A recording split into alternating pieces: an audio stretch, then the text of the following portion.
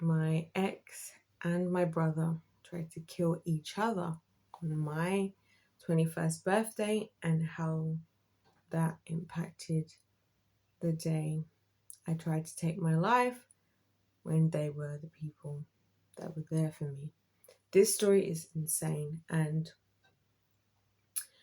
I just want to start off by saying this. Holy Spirit, please be with me. I want to start off by saying I actually don't have anything negative to say about my brother and my ex.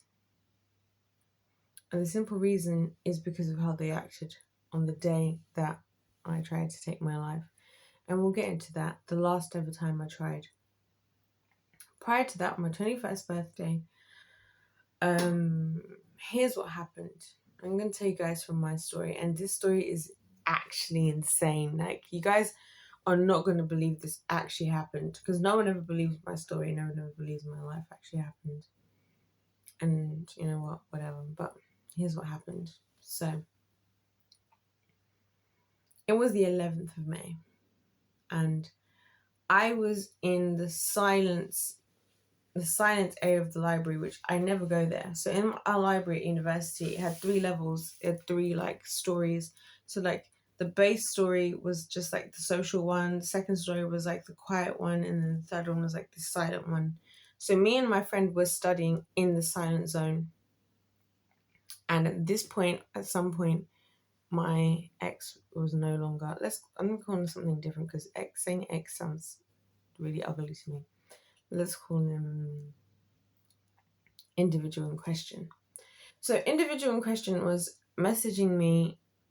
No, he wasn't messaging me. He wasn't saying anything. But I was working hard because I had to now submit. This is what I've been saying to you guys. This was the moment I had to submit my final report, my final research on that day. I think at 5 or no, maybe even the day after or the day before. But within the 10th to the 12th of May, which my birthday is on the 12th, I had to submit my full report. And then the week following, exactly from on my birthday, was when we had our final exams. And I've said this to you guys before, that my whole life, since I was in primary school, I remember in primary school that it was Monday, May 12th, which is my birthday, and I was 10 years old, turning 11. And I was in exams. So my whole life has been about exams, education, and I've hated it. I've hated it the whole way. So I've got to focus on not just submitting my final report in terms of my whole entire research project, not just submitting everything else, but also my final exams are coming. Right? So, and it's the weekend of my birthday, and my birthday happened to be on a Saturday that weekend. So on the day before, on the 11th, I was in the silent zone of the library, which I never used to study in, because I always preferred to study in the bottom zone, because I like to people watch, and it makes me feel less serious about studying. So I'm there, and then my friend's like, "Oh, let's go study up in the silent zone, and let's go hard in our study." And I was like, "Cool, okay, cool." So we go to do that, and shout out to the Lord for sending me friends who were like that, We go to do that, and in the midst of that, my significant other of the time was not responding to me. And I had such a strong feeling he's been arrested. He's been arrested by the police. The police have arrested him. I had such a strong feeling about it. And it wasn't because I believed that he was doing anything worthy of arresting, but it's because I believed he was around people that were doing a lot of those types of things. And what I believed turned out to be true in a lot of ways, but that's not even a part of this video. So this is the day before my birthday. So he's not responding. I'm doing all this. I'm trying to get my project done. I've got to finish my final report, my final thing I'm going to conclude for my entire research, which you guys know about my research. I did a whole video explaining to you my research, my scientific research. I'm studying in the silent zone. He's not responding. Next thing that happens, it's my birthday. It's the 12th of May. on a Saturday, and I get a call from the police. XYZ, he's been arrested. Can we release him to come to your house? So I was like, okay, yeah, that's fine. So he gets released to come to my house, and he was in a very positive spirits. Like, he was being so positive. All of these details matter, so just hear the story out. I know it seems unnecessary maybe, but he was being so positive. He was like, yeah, I'm sorry, it's your birthday, like, whatever. And I kept saying to him, because the plan was, my family was hosting a barbecue, which my favorite thing in the world, like, literally is a barbecue. Like, my favorite food is Korean barbecue. I love all barbecue, okay? Anything barbecue, anything outdoors, cooking food on the fire, that is literally my favorite thing. Like, so my family's having a barbecue for my birthday. And I kept saying to him, like, I have such a bad feeling. I had such a bad feeling about showing up that day. I was like, I just feel like we shouldn't be there. Like, I feel like this is a bad thing. And he was like, why would you say that? Like, nothing's going to happen. Da, da, da. And I was like, you've never met my family. And at that point, I didn't believe what I believe now about my family. I just had a strong feeling that I know that they will entertain chaos if the opportunity enters the situation.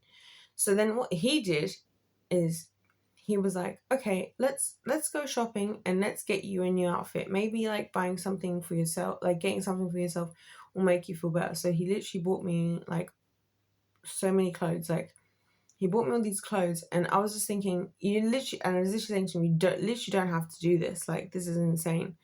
He was like, no, I just want you to feel better about your birthday. Like, why are you worried? And let's go to your family's house, because he was going to drive us there anyway.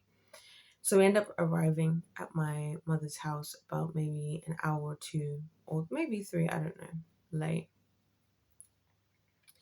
And that was because I was having second-guessed feelings, and it wasn't that he did anything wrong, because he's just come out of the police station and he's come straight to see me, and all he's trying to do is make my birthday a good thing. And I'm feeling stressed about him and my family in combination. We arrive, and then this is what happens from my viewpoint. And I'm saying this because I don't want to devalue anybody else's perspective. So we come in. I didn't even change, but I did get a lot of lovely clothes that day, courtesy of him. And he didn't have to do that, but he decided to. And honestly, I appreciated him trying to bring something out on my birthday, even though when he knocked on my door, he didn't even have a phone, whatever. The police had taken his phone, they'd taken his car, whatever. And he was trying to make the best of the situation. So I was like, I appreciate it. You know, the effort. So then, excuse me. Sorry guys, I'm still really ill, so sometimes it's hard for me to talk properly. So he then so he's done all of that, and then he's like, what are you worried about? Just like go to your mom's house, it's gonna be fine, everything's gonna be fine. And I kept saying to him, I was like, you don't know my family. He's like, it's gonna be fine. He had met my family, like he'd met all of them on different occasions. So it's not that he didn't know them. It's just that I was like, you don't know. I don't know how I knew, but I feel like it was discernment, but we'll get there. So eventually we show up, and there's my parents, my brothers, which I have 2, my auntie, my cousin. He's in between the ages of my brothers, and it's me and him. And we come into the house, and my dad's outside of the barbecue, but he's not really responding, even to me. Like, I'm as his daughter going to talk to him, and he's being off with me. So I'm thinking, because at this point I'm already thinking, I don't have to be here. Like, we didn't have to do this. I could have made other plans if you people didn't want me to be here. So I'm already fuming at that moment. Well, not fuming, but I'm already starting to see some like red flags. And then my brother, the next brother, which let's call him D, he was not in sight. Then there was my youngest brother, my mum, my auntie, and my younger cousin. And then, me and my what did I say I was gonna call him? My significant other at the time, I don't know. But me and him are like messaging to each other, like, what's going on? Because we're so confused. Because I'm also confused. Because I'm thinking, this is my birthday barbecue for my 21st birthday. So none of you had to be here. We could have cancelled all of this. Like, I already had bad vibes about this whole situation. So how everybody's acting, it's like, I don't need to put up with this. We can all just leave. If you don't want to be here, it's fine. And he's all like, oh no, I'm sure you're fine. Your family are gonna be fine. I'm sure you're just misunderstanding, like everybody always tells me all the time. They think I'm just misunderstanding what's happening. So the next thing, I go into the kitchen and I say to my mom, I'm like, Mom, can you explain what's happening here? Now, I'm going to now give you guys the backstory. She says, oh, I think it's because of the car situation. So here's what happened with the car situation from my version of events. In terms of the car situation, when it was Christmas, so that would have been 5 months before my birthday being in May, I, like a freaking idiot, thought, hey, my dad has a business. He runs a lot of things. Let's ask him to borrow a car, like for you, like for my ex to drive. I thought this is the simplest thing. This isn't a big deal. So I say to my dad, I'm like, Dad, can we borrow a car? He's like, yeah, sure, but I need him to show me that he's paid for the insurance and XYZ for the car before I was given the car, which I was like, fair enough. So he did that. So they had each other's phone numbers. This is going to become very important in the terms of the story of what happened. So they did all of that, and then we had a car so that we could incorporate ourselves into the Christmas, into the everything in the holidays. And the only reason I even mentioned my dad, like, we didn't even need to ask him, but I asked him because I thought, Mom, this is what you do when you have a father. You can ask him for things. Like, I was such a freaking idiot. But anyway, so we do that, and my ex gets like a ticket on the car, which doesn't just surprise me because he always used to get tickets. But the thing is, I know because when he used to come see me and he'd get tickets, my road was a horrible road. The road I lived in London was a horrible road. He'd get tickets all the time, and he would just pay them off, actually, which I always thought, wow, you don't have to do that because that's actually a lot of money. But he would just pay the tickets off all the time. So he's paying off all these tickets anyway. So I know that that's what he does. So like, I know by now that, and I would say to him even that he doesn't have to do that. Like, what can I do? Whatever. But anyway, so when there was a ticket on the car, basically what happened is, and this is exactly what happened from my perspective, my ex calls me one day randomly. This is when I'm living in London. He's like, hey, your dad just called me. I was like, my dad just called you? Like, that was so weird. He's like, yeah. He says there was a ticket on the car, and he said I can either give him my details or I can pay the money. And I said, all right, cool. He's like, I'm gonna pay the money. He said I have like 7 days to give him the money, and I'm gonna pay the money. I was like, cool. We left the phone call. That was it, because it was weird, but for both of us. But he just, that's what happened. So he calls me to say that. I'm like, cool.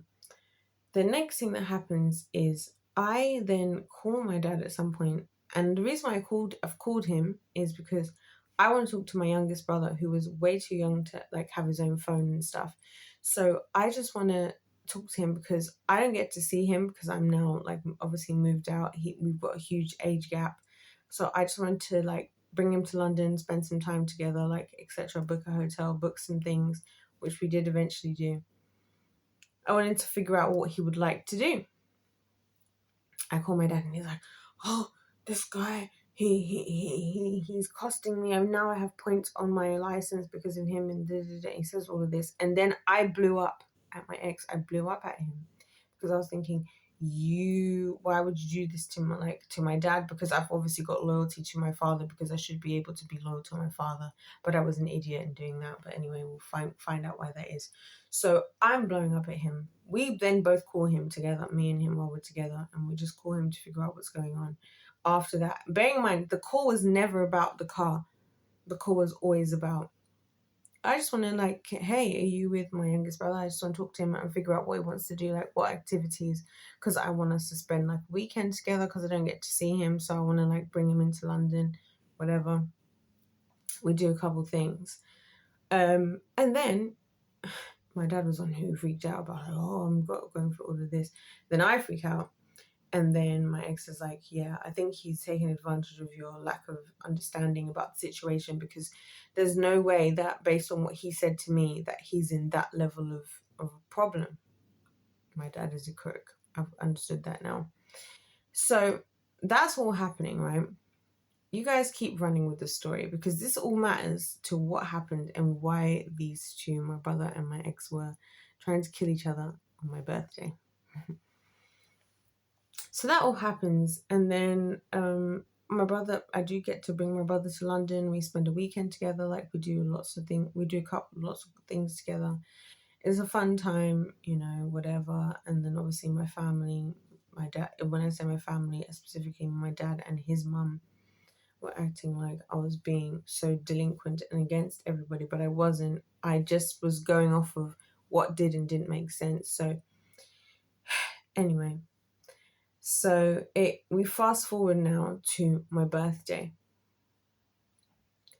On my birthday, basically, my brother had been sold a complete story about how this guy has taken advantage of my father and has taken advantage of me, and they are, and he has a problem because obviously in his mind he's the oldest son. He wants to support his dad. He's was always the one who was like, Dad, if there's ever a fight, I'm there. If there's ever anything, and I respect that about him. So when it comes to terms that hold on. So when it comes to the point where the car's been returned, everybody's got back to where we're supposed to get back to, and it's now just a case of the people that were involved telling the story. My brother was told many lies, because one of the lies he was told is, I never even had this guy's contact details, which was such a big fat freaking lie, because they contacted each other independently outside of me. So I knew that was a lie. I knew it was a big lie on behalf of my biological father, but whatever, so anyways, my birthday comes across, and this is when my brother's anger is coming from, because he feels like his dad has been done wrong, and this guy is taking advantage of my dad and me, and he's angry, and he's mean mugging, And then they get into a physical altercation. There was things involved. I'm not going to get into too many details because it's up to them. And this one's something I want to make really clear. I never said that anybody shouldn't prosecute, go to the police. But my family, obviously, my parents were like, we didn't go to the police because we didn't want whatever. I never asked you guys to do that. And you guys were always free to do whatever you wanted to do, but you just wanted to look like these, So these guys end up going at it. And when they did, they started going at it. And when I say there were weapons and things involved, it was a very scary situation on my 21st birthday, when I already had the big, strong feeling that we shouldn't be there. Anyway, my mom's just standing screaming. Obviously, never doing anything helpful, just waiting for somebody else. My dad was in the background talking in this same similar tone to how I'm talking right now. I was like, there's no way I'm going to let either my brother or my ex at the time die, because these are two of the men that I love the most in my life right now. So I separated them. even though they're both like 6 foot whatever, like muscular, like scary looking guys, I separated the two of them. And I said to my ex, you need to leave the house. And I separated my brother into the house. And then obviously my family interrogated me, told me how I was the problem, I'm the problem with everything, as they always do. And you guys will see why I say that in just a little bit when it comes to why I'm talking about when I also decided to take my life and how crazy it was for those two to be the two people that were there on that day. So I've separated the two of these guys, and don't get me wrong, I don't think it's appropriate for women to get involved when men are fighting at all. I'm not proud of it. I was just so scared, like, to see either of them dead, because I felt like it would be my fault, and to this day I feel like it's my fault that they even encountered each other in that situation.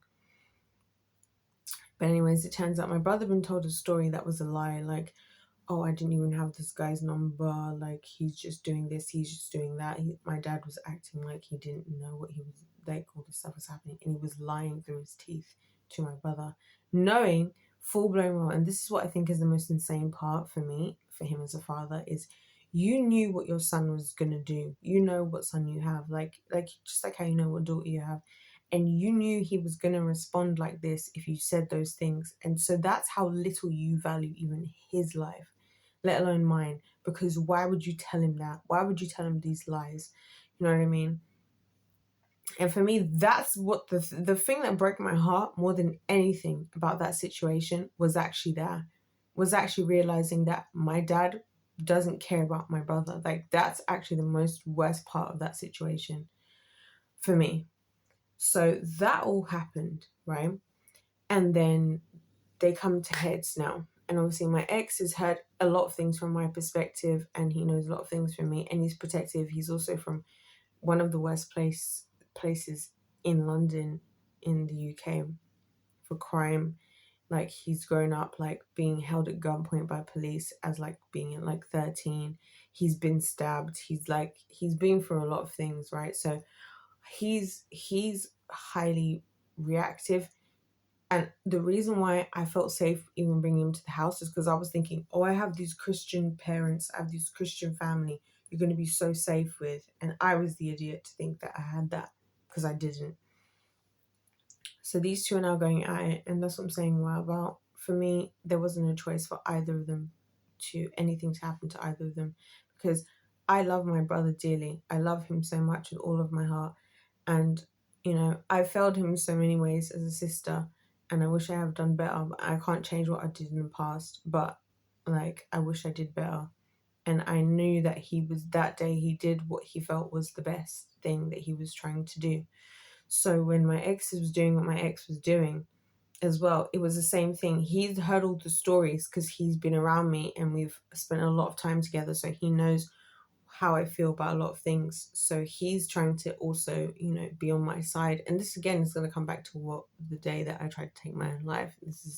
Stories is crazy. So eventually I separated the two of them, and I separated them because, I didn't want either of them to die, and it would have actually broken my heart. I couldn't lose my brother. Like, I couldn't lose my brother. I love him. We don't always understand each other because we're very different, and he's a boy, he's a man, and I'm a woman. But, I love him dearly. And so I couldn't see this reality. I was like, there's no way no one's dying here, because not on my watch. Even though my mum's just standing there screaming, and I can't remember what anybody else was doing other than my dad, who was just talking in a very low tone in the background. Separated the two. We dealt with the situation and my brother in the house, which of course all the blame came onto me and my shoulders. No one cares that it's my birthday. No one ever cares about me. No one ever does care. Fine. I've accepted that in my family. Like, I'm never in any situation the person who's the victim. I'm always the problem. Somehow. Cool. I then leave to go and deal with my ex who's left the house, and I go and find wherever he is, and he's, whatever he's going through. And I'm not going to talk about what happened with my brother or my ex, because honestly, it's their personal business to share if they ever choose to. not for me to share, and I'll keep it to myself. But what I will say is that both of their reactions and their responses I felt were authentic in those moments to themselves. So at the end of the day, I leave with my ex. Now, here's where this situation gets crazy, because the reason this all happened is because my dad sung all these stories of lies to my brother. That's the long and short. So when I went to ask my mum, like, why is I've come to my mother's house for my birthday barbecue. My birthday barbecue. My brother's not speaking to me. Why is this happening? I'm asking her. She's like, oh, I think it's something to do with the car situation. I'm thinking, what do you mean with the car situation? There's nothing with the car situation. Even me and her had gone shopping in London before that and discussed the car situation. And, excuse me, to the two of us, it seemed like such a trivial thing. Like, it's not a big deal. So she's like, yeah, it's the car situation. I was like, okay. And then,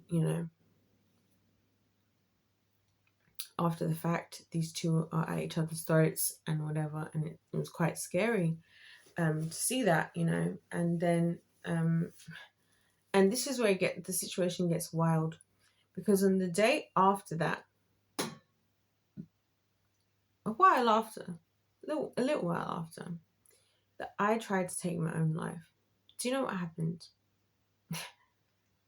So the first person I saw after encountering my parents, who both of them chose to say some of the most heinous things I've ever heard. What you're saying, that never happened. You're the problem, or you're always the problem. You're the problem. You're the reason. You're the this. Like all the blame game. This is hours after I've tried to take my own life. Hours after, right? And all this stuff, and they're saying all these things. You're saying this happened, it never happened. All these things. Hours after my blood parents, right? So that was one of the most hurtful days of my life, because I realized if my own parents can talk to me like that, then why would I ever trust anyone?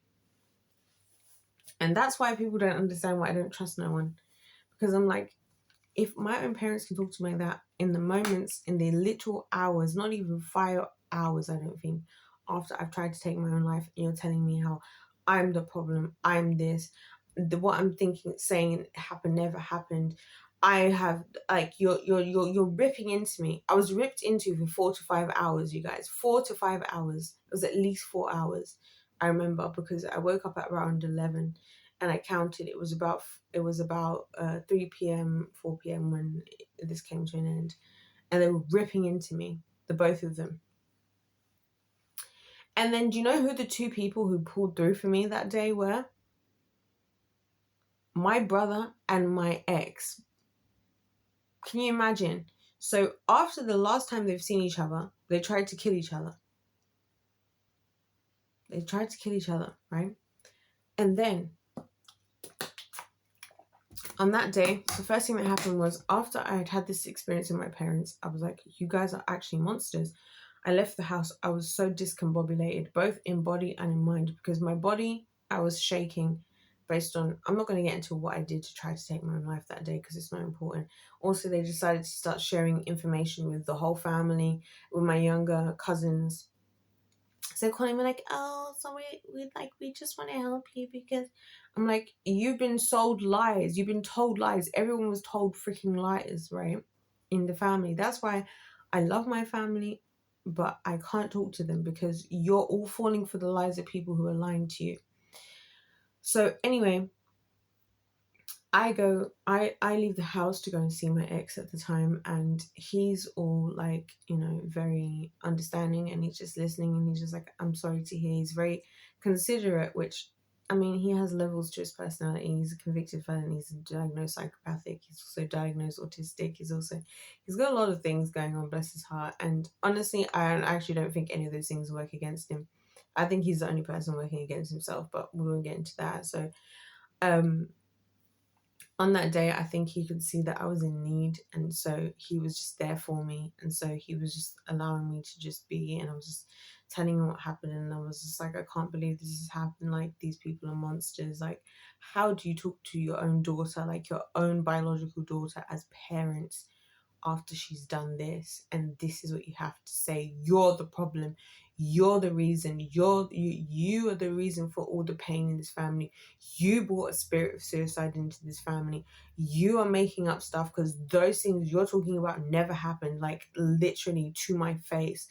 Hours after I've tried to take my own life was insane, right? So I'm here there with him, and yeah, we're just talking. And then my brother, my younger brother, he shows up as well. And I couldn't believe it. I don't even know why he ended up coming. I feel like I may have said something, or maybe he heard something. I don't know. But he shows up as well. And the two of them had so much more maturity than the adults did. Because the two of them, despite having their own genuine issues with each other, which honestly my brother had way more of a reason, like, to have an issue with my ex, way more. They are there together, like, on the day that I needed people the most. And so, like, one of the first things we did with my ex, like, I was like, I needed to eat something, like, my body, I'm shaking, like, because of the method I chose, whatever. I'm not going to talk about it, like I said, because I don't want to encourage anybody in that area. But, like, I was like, I need some food, because, like, I'm literally shaking, my body's shaking, like, right now. And so I was like, just get me something. And so my ex, he bought me mayo chicken and a hot chocolate from McDonald's, and that was the best mayo chicken and hot chocolate I ever had in my life. And then my brother came, and for me, I felt like I was never going to be able to ever face, talk to, see, be around my parents ever again after what I'd experienced. Because I was like, there's no way that you think you're a loving parent and you just spoke to your daughter like this 4 to 5 hours after she tried to take her own life. And the reason why I'd done it, which is crazy, is that I was scared about my brother and my ex encountering each other, and I couldn't cope with the idea that,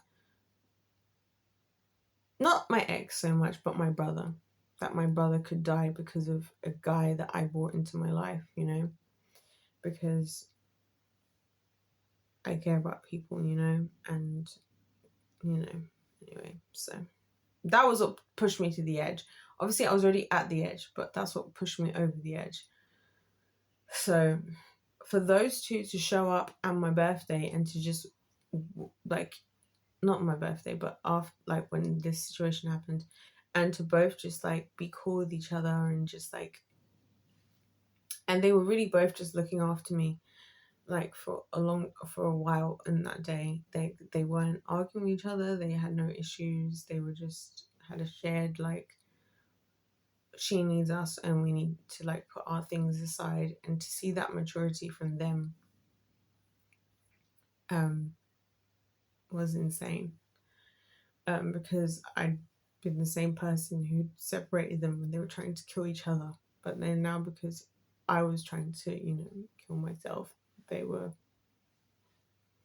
what I had, they were pulling through for me. And that's why I think this life is such a cool experience, because historically, and whatever anybody knows, people think always that, me, them are the problem. The adults did everything right. But I'm like, to me, when I needed people, and, like, I had nothing left to give, I had nothing to give. I had nothing left to give that day, because, like I said, I just did what I just did. And it was those two who rose up and who were like, her life is more important than our issues. And they did what they had to do. And it was the conversation that I had with my brother after the fact, and he was telling me, because he was massively scapegoated by the family, I feel, early on, and used as like an easy, like, oh, he's the problem, he's just the problem, he's just the problem all the time. So he had, and I was the golden child because I was doing, I don't know, how do you put it? Like good things, I don't know. I was doing certain things. And so I was like the golden child, and so many times both the adults and the kids would say to me, I wish I could be like, I wish my kids were more like you. I wish I was more like you.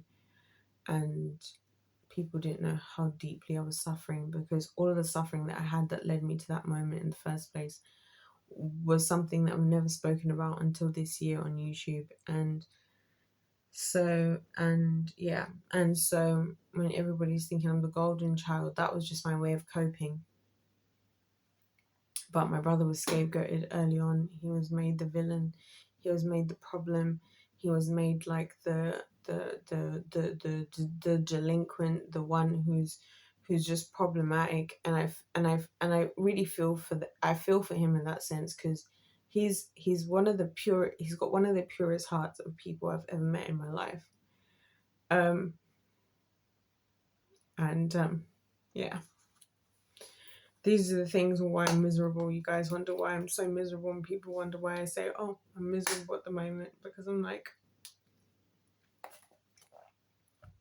my brothers, both of them, they have the purest hearts, and they've had really hard lives. And I honestly believe that my younger brother, who's a couple of years younger than me, has had it the worst in every way. And he's still a beautiful soul. And so this stuff, it kills me. It absolutely kills me, because it's not fair, you know. And I didn't know any better at the time. I can never do anything to like make it better. Like I'll never be able to rectify my wrongdoings. And even just because, like I said to you guys, when I was a kid, like when I was really young, after being sacrificed, obviously at like 2 or 3 or 1, between 1 to 3, for me, operating in the kingdom of darkness was completely normal for me up until about maybe I was like 13. That was normal to me. It wasn't like I was doing something bad. It was like it was normal. And so again, my brother bears the brunt of that as well, that I was a bad older sister for a long time.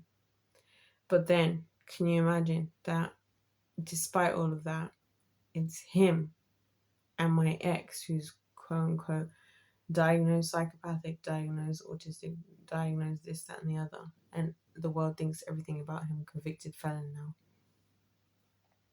It's the two of those people who were there for me when I needed somebody the most. And that's what I'm trying to say to you guys, that's why I have a different viewpoint of the world. Because those two owe me nothing. In fact, they're owed everything. But then in the moment that they had even nothing, they gave me everything. And they were even willing to put aside their issues with each other. So, yeah.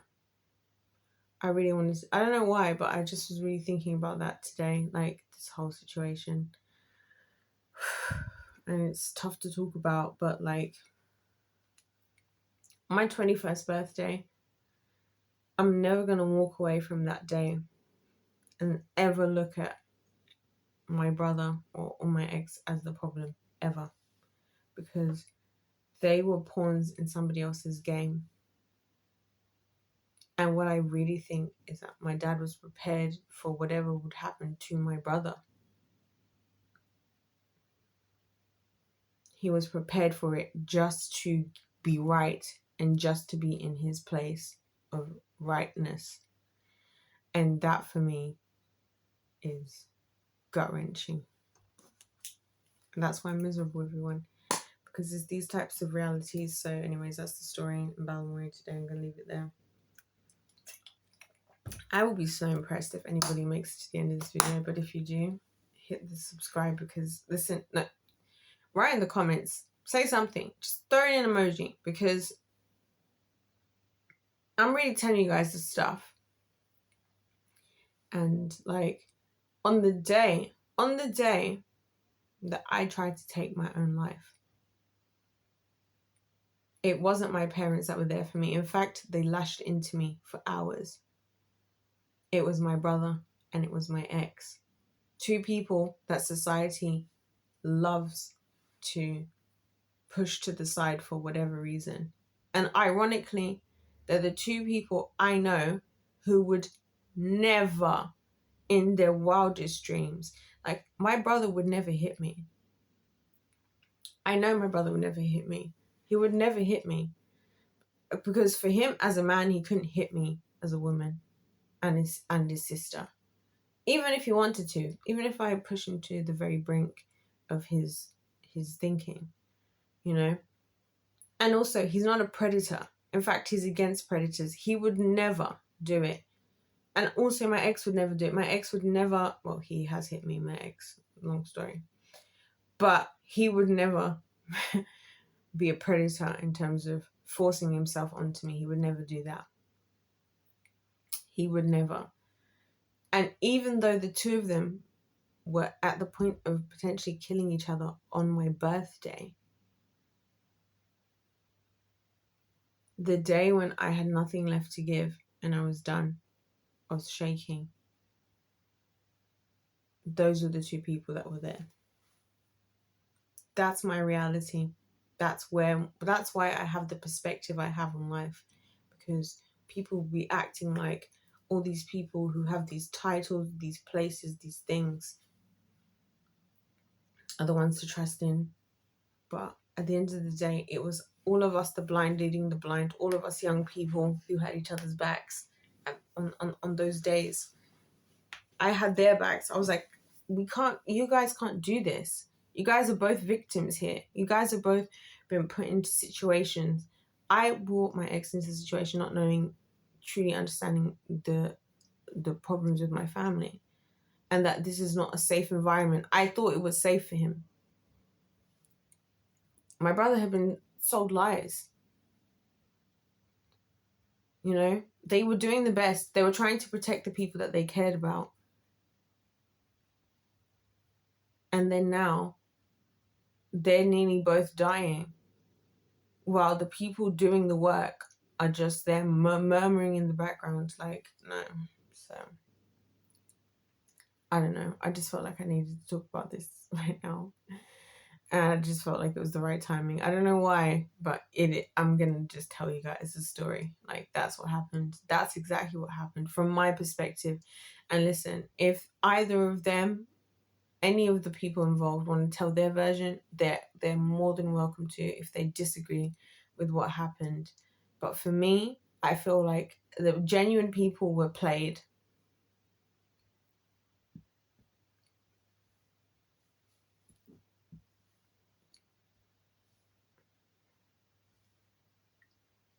I feel like the genuine people who had genuine intentions were played, and the people who had ill intent got away with what they did because they could just say now, oh, she just brought this man into the house. She just brought this wrong guy.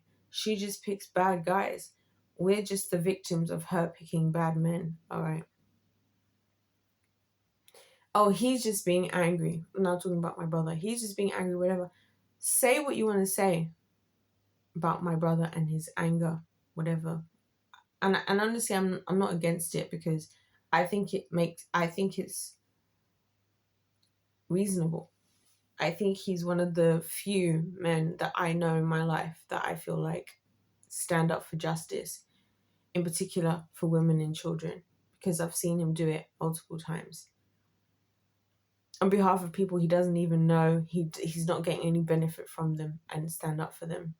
So to me, and also from what he said to me on the morning I woke up, I tried to take my own life, and that day when me and him were walking together, I remember him saying so many things to me, and I fully understood that he's been fighting a battle by himself that no one cares about, you know, and no one really understands, and even I probably still don't understand. And he's an ally for injustice in a masculine type of way, you know. And that's why he was there. That's why he put aside how everything was and had the maturity as my younger brother. You guys gotta remember, he's younger than me. To have the maturity to put aside your issues as my younger brother because of you see there's an issue with me, that says so much more to me than a lot of other experiences I've had with adults. Because other adults, they just take advantage of, oh yeah, we're going to get away with stuff. So anyway, I'm going to leave it there because I think I've said enough. So yeah, that's the story. I felt like sharing. I haven't shared it, and I mainly didn't share it because it makes my parents look bad. And I feel, in my personal opinion, but the heck, if the shoe fits, like, it's not my fault. This is the truth.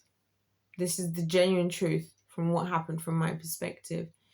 So what am I supposed to do? And why am I always participating in protecting people that did wrong whilst neglecting those that did right? And like I said, my brother, my ex at the time, the two of them, had those two not pulled through for me that day, I don't know where I would be right now. I don't think I'd be here. And I'm so grateful for them to have done what they did. So yeah, if life's a game, let's play to win. God bless you. God loves you.